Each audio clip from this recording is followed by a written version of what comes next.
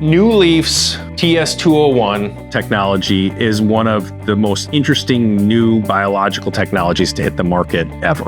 TS201, starting in 2026, will cover corn, soybean, cotton, and rice. And the pests that it'll cover are corn rootworm, wireworm, fall armyworm, thrips, soybean looper, stink bugs, root knot nematode, and water weevil.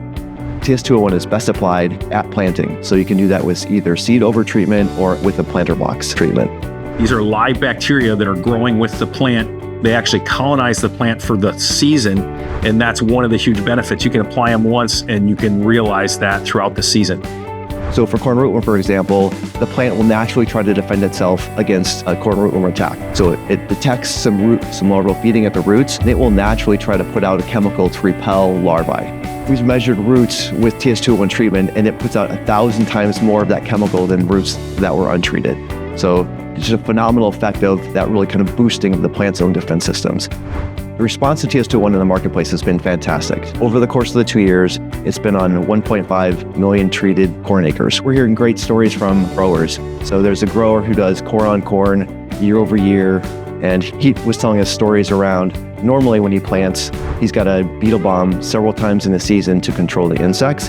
And with the TS201 treatment, he didn't have to do any beetle bombing at all. And then there was another grower where he had TS201 treated plants and then untreated plants. They had high corn rootworm pressure during that year and a wind event.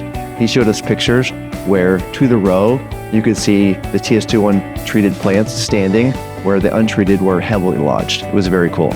We spent several years on corn rootworm trying to make sure we had all the data around making sure that that project would work in the marketplace. And we did the same thing with all these new pests and crops as well. What we've seen in our testing is we see this large reduction, nearly 50% reduction in juvenile and adult abundance for some of these pests. And that's really important when you're trying to control pests that have a threshold. If the population gets too high, then you have to start doing rescue sprays, where what we see in our testing is that we can keep it at or below the threshold, and then you don't have to do those rescue sprays. TS201 is not meant to replace any part of a current grower's program. It's meant to be a foundational part of the IPM program that they're already using. You put it on at the beginning of the season, and then the grower can continue to use whatever IPM programs that they need to use for the rest of the season.